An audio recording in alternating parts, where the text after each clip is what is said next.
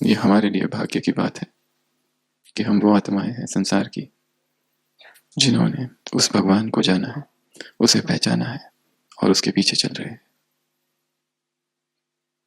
आत्मा की सबसे गहरी प्यास प्रभु मिलन की है।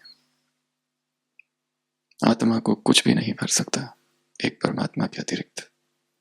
उसे सब कुछ मिल जाए, सत्ता, समृद्धि, वैभव, सांसारिक, शारीरिक, हर प्रकार के सुख, पर आत्मा का पात्र हमेशा ही रिक्त ही रहता है, क्योंकि जब तक परमात्मा उसे नहीं भरेगा आत्मा नहीं भरती। इसलिए जो अध्यात्म के मार्ग पर भी चल पड़े हैं वो भी बीच बीच में खालीपन अनुभव करते हैं। जो इस ज्ञान में भी चल पड़े हैं भगवान को जानने के बाद भी उनके हृदय में भी कई बार एक रिक्तता, एक खालीपन। सारी सेवाएं हो रही है, अमृत वेला हो रहा है, मुरली सुनी जा रही है, सुनाई जा रही है, धारणाएं हैं, अडिग ब्रह्मचर्य है, परंतु फिर भी अतृप्ति है। और यह तृप्ति का होना ही कारण है। यही बताता है कि भगवान अभी भी दूर है।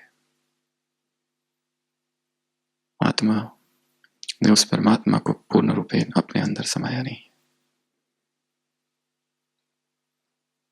कहाँ रहते हो प्रभु, तुझे ढूंढूं कहाँ, तुझे खोजूं कहाँ, अधूरा हूं मैं तेरे बिना। भक्त कहता है मैं अपूर्ण हूं, मेरी अपूर्णता को, मेरी इस रिक्तता को आकर भरो।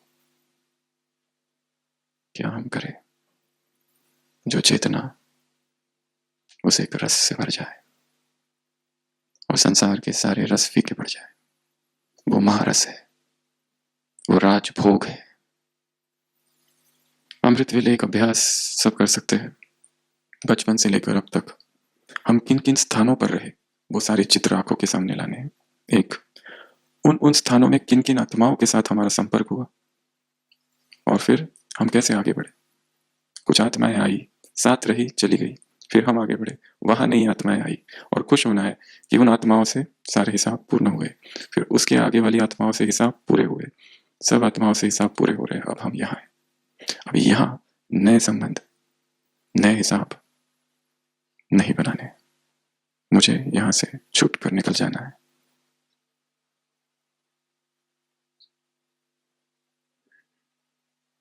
जिसने आकाश की स्वतंत्रता को पाना है उसे पिंजरे के मोह को छोड़ना होगा।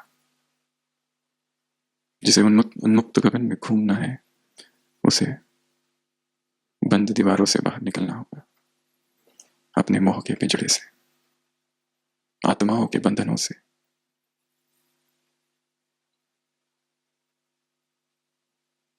तो भगवान तो 3 काल को देखता है, हमारे सारे जन्म उसे पता है, ऐसा कुछ भी नहीं जो उससे छिपा है। तो भगवान की दृष्टि की सृष्टि कैसी है? बेहद की है। भगवान की दृष्टि में ब्राह्मणों की सृष्टि समाई हुई है। इसलिए उसे धोखा देने की कोशिश नहीं करनी, उसे हमारे किसी एक्सप्लेनेशन की, जस्टिफिकेशन की आवश्यकता नहीं। वो सब जानता है।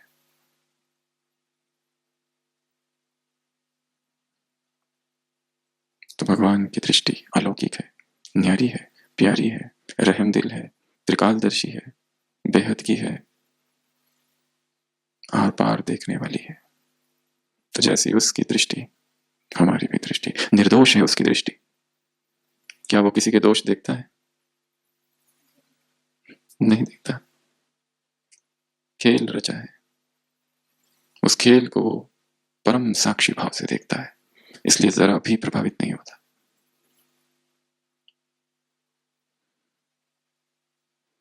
तो भगवान को जानना अर्थात सबसे पहला उसकी दृष्टि, दूसरा भगवान का नशा। भगवान को भी नशा है कोई? क्या नशा है उसको? मुरलियों में आता है सबसे बड़ा गृहस्थी मैं हूं, बछड़े वाला। भगवान को भी नशा है, मेरा एक एक बच्चा कैसा है, भाग्यवान।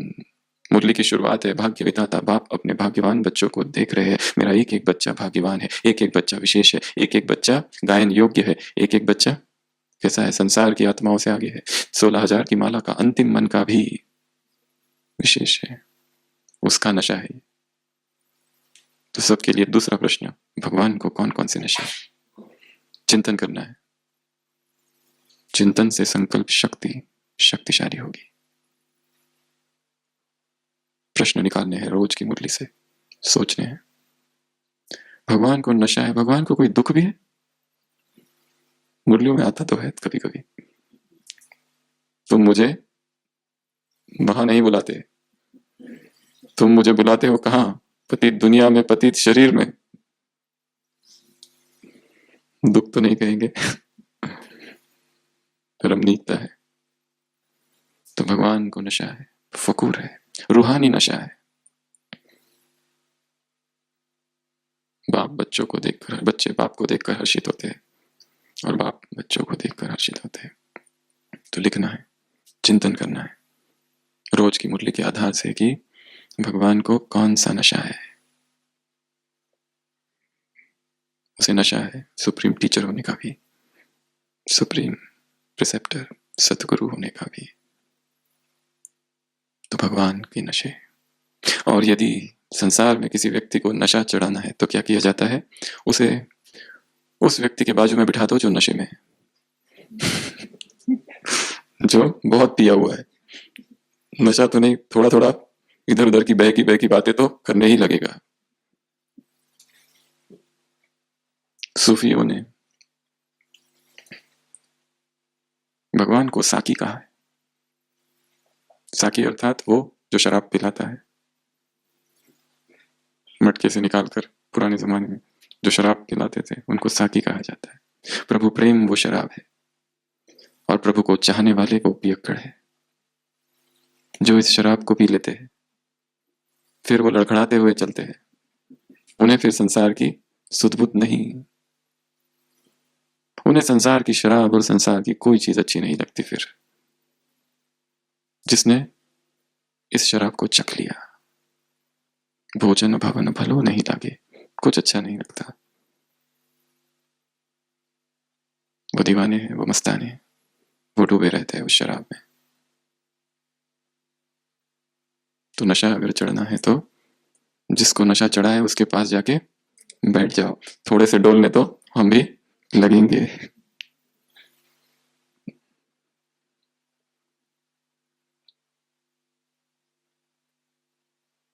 Divine love, the love divine सबसे ऊंचा है संसार में, इससे ऊंचा और कुछ भी नहीं। जब तक शेर का छोटा बच्चा जो भेड़ों के साथ पला है उसे पता ही नहीं, बचपन से उन्हीं के साथ पल रहा है, घास फूस खा रहा है। जब दूसरा एक शेर देखता है, ये क्या, शेर का बच्चा और घास खा रहा है, उसे पकड़ के लेके आता है, खून का रस चखाता है, तब वो दहाड़ लगाता है बच्चा, अब तक मैं क्या खा रहा था? संसार के भोग और संसार की वासनाएं और संसार की आसक्तियों में केवल दुख भरा है। जिसने प्रभु प्रेम के रस को पी लिया उसे फिर कुछ अच्छा नहीं लगता। और जैसे कहा, आत्मा को प्रभु प्रेम के अतिरिक्त कुछ भी नहीं भर सकता। कितनी सत्ता मिल जाए, कितनी पद प्रतिष्ठा मिल जाए,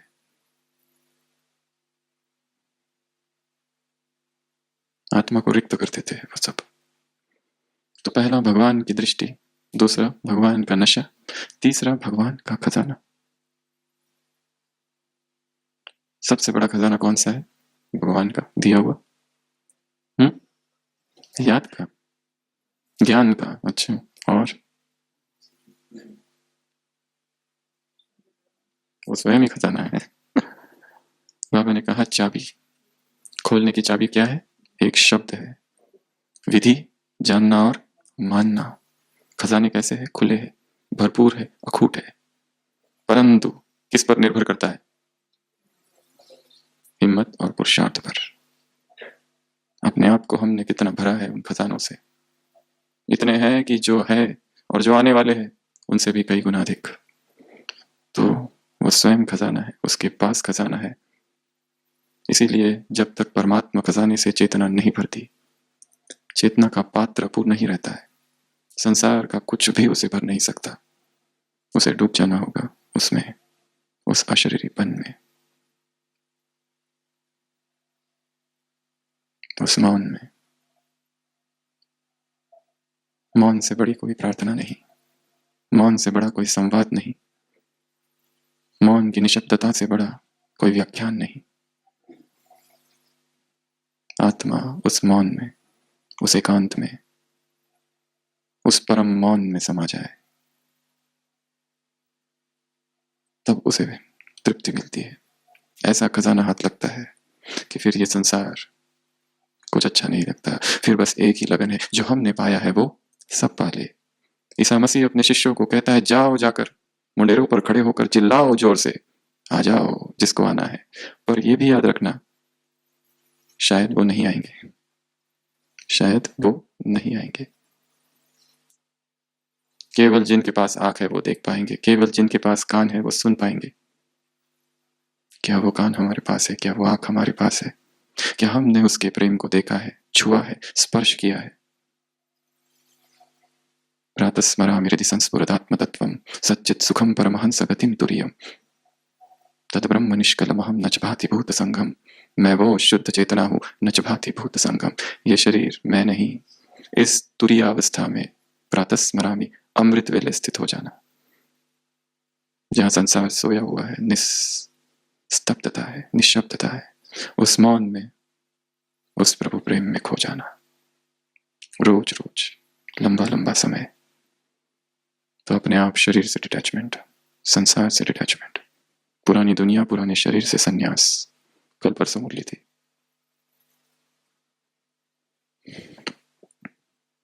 तो भगवान के खजाने कितने लिए है? पुरुषार्थ पर है और हिम्मत पर। चौथा, भगवान का घर कौन सा? मधुबन। वहां क्या है? भागो भागो, चलो चलो। यहां आराम से बैठे हो, वहां भीड़ है, वहां धूल मिट्टी है। यहां क्या है? एक ही लगन, एक ही बात, एक ही परिवार, एक परिस्थिति और एक ही काम। वो कौन सा काम है? पढ़ाई से स्वयं को शक्तिशाली बनाना। और क्या काम है? शक्तिशाली बनाना। इस ज्ञान से, इस पढ़ाई से स्वयं को शक्तिशाली बनाने के अतिरिक्त मधुबन में और कोई काम नहीं। हमने अपने आप को यहां कितना शक्तिशाली बनाया, या सेवाओं के नाम पर हम और ही कमजोर होते जा रहे हैं अंदर से। पढ़ाई छूट रही है, पढ़ाई का चिंतन छूट रहा है। जैसे विद्यार्थी एकांत में जाके पढ़ते हैं, जैसे वो पादरी एकांत में जाके पढ़ते हैं, जैसे वो भगत कोठरी बनाते हैं, तुम भी एकांत में सिमरन करो, चिंतन करो, पॉइंट्स नोट करो। ये कितनी गुह्य बातें हैं जो बाप तुमको समझाते हैं। ये ज्ञान है अच्छी रीति समझने के लिए। एक एक वाक्य में खजाना छिपा है।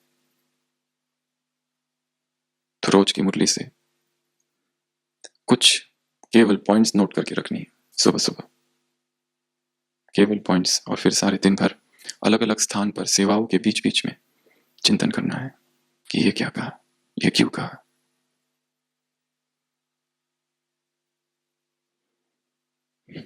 धन्य भूमि वन पंत पहारा, जहां जहां नाथ पाव तुम धारा। ये वो भूमि है जहां पर भगवान ने पैर धरे हैं। भगवान के कदम सृष्टि पर जब पड़े तो वो ये भूमि थी। तिलक करो भूमि से, इस मिट्टी से। तो मधुबन, चाहे कुछ भी हो जाए, मधुबन की के लिए अपने मन में जो भावनाएं हैं वो कम नहीं होने देनी। जगत का तीर्थ स्थान है, सर्वश्रेष्ठ स्थान है, और मन से जब भी समय मिले 4 धाम की यात्रा करनी है। शक्तिशाली बनने का संकल्प हो तो शांति स्तंभ पर आ जाओ, व्यर्थ संकल्प चले तो हिस्ट्री हॉल में आ जाओ, बाप समान बनना हो तो कमरे में आ जाओ, और दुखी हो गए, उदास हो गए तो क्या करेंगे? कुटिया में बैठ के क्या आंसू बहाएंगे? बाबा से रूरियान करेंगे। मन ही को मधुबन बना देना है, मन ही में इन 4 धामों को प्रस्थापित करना है, और मन ही में 4 धामों की कई बार यात्रा करनी है, ताकि वो एक सबकॉन्शियस एक्टिविटी, प्रोग्राम बन जाए कि अभी अभी शांति स्तंभ पर हूं, मैं स्वयं शांति स्तंभ हूं, विश्व में शांति की किरणें फैल रही है, मैं स्वयं पवित्रता का स्तंभ हूं, रोम रोम में रग रग में प्यूरिटी है। संकल्प स्वप्न भी पवित्र हो गए, इतनी शुद्धि है। नींद भी योग नींद है, योग निद्रा है, जहां ब्रह्मचर्य स्वप्न में भी स्थिर है। आत्मा इतनी हल्की है कि सारे दिन भर यह नहीं पता चलता कि शरीर है या नहीं है, शरीर में हूं या शरीर से बाहर हूं, शरीर का कोई आकर्षण ही नहीं है, निमित्त मात्र शरीर में बैठे हैं।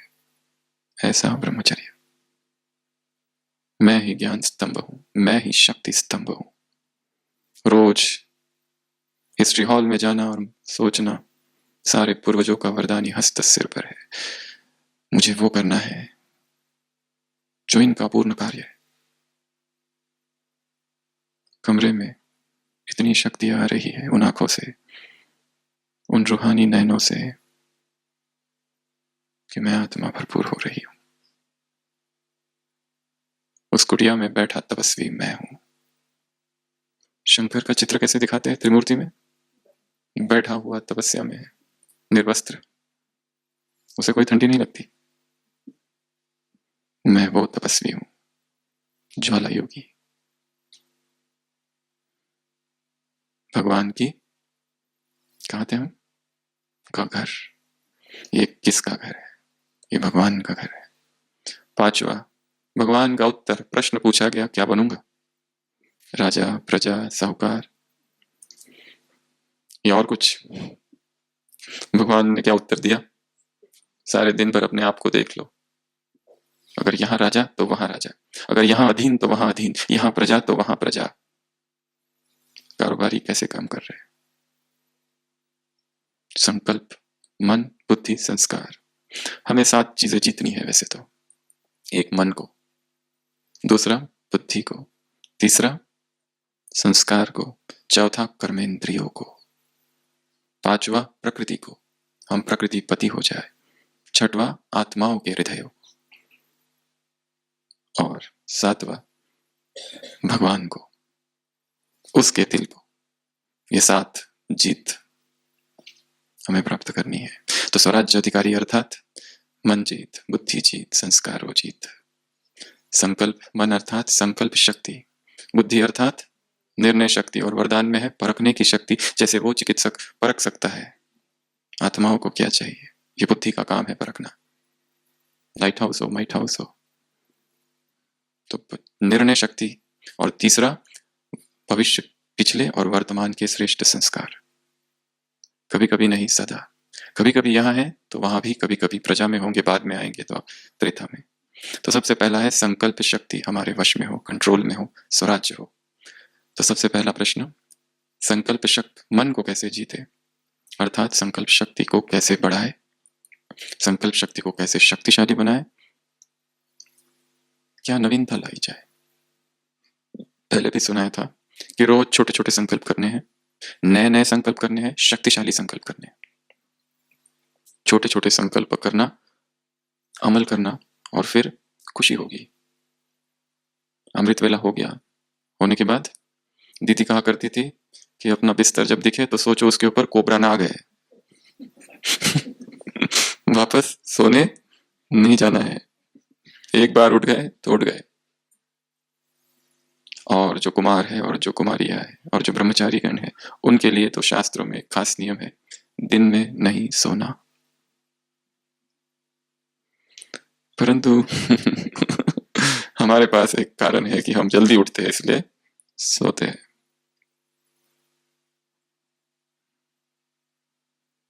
पर वो भी टाइम वेस्ट है। जैसे सुबह का समय चिंतन का है, दोपहर का भी समय चिंतन का है, स्वाध्याय है। जैसे शाम को चिंतन अच्छा होता है, वैसे दोपहर में भी अच्छा होता है। वो लोग कहाँ सोते हैं दुकान वाले? सड़कों पर घूमो, कोई दिखता है सोता वो? पर हम योगी है, हम तपस्वी है, हमारे जीवन और उनके जीवन में अंतर है। हम में ऊर्जा अधिक है, हम में शक्ति अधिक है, हम साधक है, साधना में तत्पर है, हमारे जीवनचर्या में कहीं आलस नहीं, सारे दिन भर ऐसा अनुभव हो कि एनर्जेटिक शक्ति दौड़ रही है, कहीं थकान नहीं, कहीं कोई थकावट नहीं। क्या ऐसा है? शरीर थकता है या मन? मन पहले थकता है, शरीर बाद में। यदि मन अथक है तो शरीर भी अथक। यहां से अब रोड तक चले जाओ, अगर अशरीरी हो और बाप की याद में हो तो थकोगे नहीं। कौन कह रहा है? वो जिसे पता है डिस्टेंस कितना है। तो अपने संकल्पों को शक्तिशाली बनाना है, छोटे छोटे संकल्प रचने हैं, अमल करना है, करके दिखाना है। 4 घंटे का कोई संकल्प, 3 घंटे का कोई संकल्प, छोटे छोटे छोटे छोटे कई सारे नए नए संकल्प, क्रिएटिव संकल्प करके देखना, उससे संकल्प शक्ति बढ़ेगी। पहला। दूसरा, निर्णय शक्ति। क्यों कंफ्यूजन रहता है, ये करूं या वो करूं, यहां रहूं या वहां रहूं, जॉब करनी है कि छोड़नी है, मधुबन में रहना है या सेंटर में रहना है, सेंटर में रहना है या घर पे रहना है। टू बी और not to be, that is the question. Hamlet की तरह शेक्सपियर की हमारी स्थिति तो नहीं, करूं या ना करूं, निरंतर अनिर्णीत अवस्था, इनडिसिसिवनेस। संकल्प कर लेना है, बस करना है। 4 धाम की यात्रा करो, संकल्प कर लो कि बस ये करना है, फिर दूसरा ऑप्शन ही भूल जाओ कि वो ऑप्शन था ही नहीं, अब कूद गए एक तरफ। संन्यास अर्थात ताड़ के पेड़ से कूद जाना नीचे, निर्भय। फिर ये नहीं सोचना अब दूसरा कोई ऑप्शन भी था, कोई और विकल्प नहीं, बस यही है, इसी में आगे बढ़ते जाना है। तो निर्णय शक्ति पावरफुल हो, और जो निर्णय ले लिए बस। परमात्मा अथॉरिटी का स्टैंप लगा दो सुबह सुबह। संस्कार, संस्कार वश में हो, अर्थात हमारी आदतें, डीप रूटेड संस्कार। नए संस्कार क्रिएट करने, जो हो गए वो हो गए। नए संस्कार जब उभर के आएंगे तो पुराने सब विलीन हो जाएंगे। इसलिए बार बार 2500 वर्ष में हम कैसे थे, वो देव रूप, उसको देखते रहना। देवताओं की दिनचर्या क्या थी, मैं जब देवता था तब मेरी दिनचर्या क्या थी, कैसी थी, दृष्टि कैसी थी, प्योरिटी कैसी थी, और लंबा समय के संस्कार। तो स्वराज्य अधिकारी जो यहां होंगे वो वहां विश्व राज्य अधिकारी होंगे। Self control, self restrained.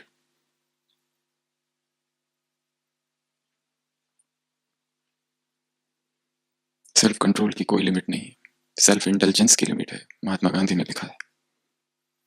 भोग की एक लिमिट है, कितने लड्डू खाओगे, लड्डू पसंद है कितने खाओगे, 10, 20, 100, रुकना पड़ेगा। पर जिसने ये संकल्प कर लिया मुझे खाना ही नहीं है, उसकी कोई लिमिट है, पूरा जीवन बीत जाएगा। सेल्फ रिस्ट्रेंट, सेल्फ कंट्रोल, आत्म संयम की का कोई लिमिट ही नहीं है, भोग की लिमिट है। और आत्म संयम शक्ति है, पावर है।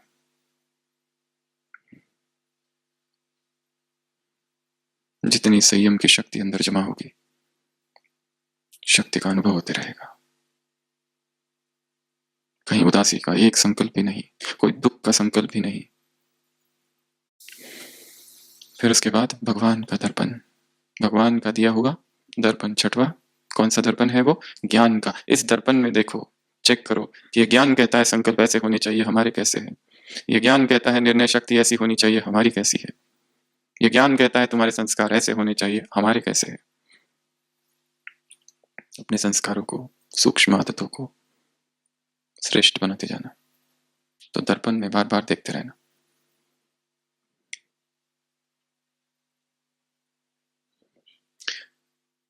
जब बहुत क्रोध आ जाए तो किसी से कहा गया, वो पूछता है मैं क्रोध को कैसे जीतूं।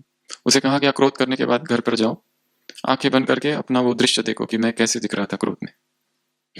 अभी अभी क्रोध करके आया, अभी अभी किसी पर चिल्ला कर आए, वो टीवी पर दिखाया जाए तो कैसा दिखता था। इच्छा नहीं होगी देखने की। और सोचो वो उन व्यक्तियों को दिखाया जाए जो हमको बहुत मानते हैं, समझते हैं हम योगी है, तो दर्पण में देखते रहना। जब फिल्म की शूटिंग होती है, जो एक्टर्स होते हैं एक शॉट प्ले करते हैं, तुरंत वो मेकअप वाला आ जाता है। क्या करता है? सामने आईना रखता है और वो ठीक ठाक करता है थोड़ी थोड़ी देर के बाद। तो यहाँ क्या चालू है? फिल्म की शूटिंग चालू है यहाँ पर भी। एक बार रिलीज हो गया कि फिर एडिटिंग नहीं होगी, अभी जो कुछ करना है अभी कर लो। एक बार रिलीज हो गई फिल्म कि बस फिर कुछ नहीं हो सकता, तो अभी एडिटिंग करो। तो बार बार देखते रहना, बार बार चेक करते रहना। छठवा, उसके बाद में भगवान की चेतावनी है इस मुट्ठी में एक, अब नहीं, कब नहीं, अब कर लेंगे, देख लेंगे तो बाबा भी कहेंगे देखेंगे तुमको भी देना है कि नहीं देना है। अब अभी करना है, जो भी विचार आए अभी करना है। श्रेष्ठतम विचार, श्रेष्ठतम प्लानिंग अभी करनी है। ये नहीं करना है, बाबा ने कहा। एक तो ये बात कही, और दूसरी और एक बात यहाँ कही है कि राज्य अधिकारी जो बनना है अपने ऊपर, अपने साथियों पर राज्य नहीं करना है, अपने साथियों पर ऑर्डर नहीं चलानी है। जो स्वयं पर शासन करता है, साथियों का सहयोग उसे स्वतः ही मिलता है। जो स्वयं पर राज्य करता है, अपनी इंद्रियों पर राज्य करता है, सारे साथी अपने आप बन जाएंगे, सहयोगी स्वतः बन जाएंगे। इसके लिए खुद को जीतना, स्वयं की सटल टेंडेंसीज, अपने आप को भिन्न भिन्न परिस्थितियों में किस तरह हमने रिएक्ट किया था, उसका सूक्ष्म विश्लेषण करना। अचानक से कोई परिस्थिति आ जाती है तो हम उस समय क्या करते, क्योंकि हम क्या है हमें ही पता नहीं, और हमने ऐसा क्यों किया था उस परिस्थिति में हमें समझ नहीं आता है। वो एकांत में ही चिंतन से समझ आएगा। शायद उसका संबंध किसी कुछ पुराने जन्म के संस्कार से, क्यों किसी आत्मा के प्रति आकर्षण हो गया था, क्यों आपा खो दिया था। शायद जड़ें बहुत गहरी बचपन में है, क्यों किसी ने थोड़ी सी हंसी उड़ा दी थी तो इतनी गहरी चोट लग गई थी। शायद उसका संबंध बचपन की किसी याद से है। खुद को स्टडी करना है, अपने आप को सेल्फ स्टडी। तो भगवान की चेतावनी अब करना है, अभी करना है। जो कुछ कहा गया है मुरलियों से, रोज सुबह जो मुरली सुनते हैं 2 या 3 पॉइंट उसमें से खींच के निकाल लो, मुरली बाजू में, इस पर काम करना है सारे दिन भर। अगला, भगवान का मेला। भगवान का मेला, वो दुनिया वाले क्या कहते हैं, हाय ड्रामा, और तुम क्या कहते हो, वाह ड्रामा। चाहे पट पे सोना पड़े, चाहे टेंट में रहना पड़े, चाहे ठंडी कितनी भी हो, क्या, वाह ड्रामा वाह। पट पे सोने वाले क्या बन जाएंगे, वो तो टेंट में रहने वाले बनेंगे। पट राना, पट रानी, पट राजा बन जाएंगे, पट रानी बन जाएंगे। तो बाबा ने उदाहरण दिए है, ये सब हुआ था, बेहद में जाएगा सब कुछ। तो ये मेला रचा गया है। अपने आप को मोल्ड करने की शक्ति धारण करो, हर परिस्थिति में हम रह सके, कठिन से कठिन, टफेस्ट सोल के साथ, ऐसी आत्माओं के साथ कि जिनके संस्कार महाभयंकर है, जो उनके साथ रहकर भी सर्टिफिकेट ले लेते हैं। वो धन्य है। एक तरफ तो वो है जिसके सारे सहयोगी सब अच्छे हैं, उधर सर्टिफिकेट कम मिलेगा। सर्टिफिकेट ज्यादा कब मिलता है, अच्छा, कठिन से कठिन आत्माओं के साथ जो चले, विघ्नों को पार करे। अगर हम मार्ग पर चल पड़े और कोई भी विघ्न नहीं है तो शायद मार्ग ही गलत है। सही मार्ग की पहचान क्या है, विघ्न, मुसीबतें।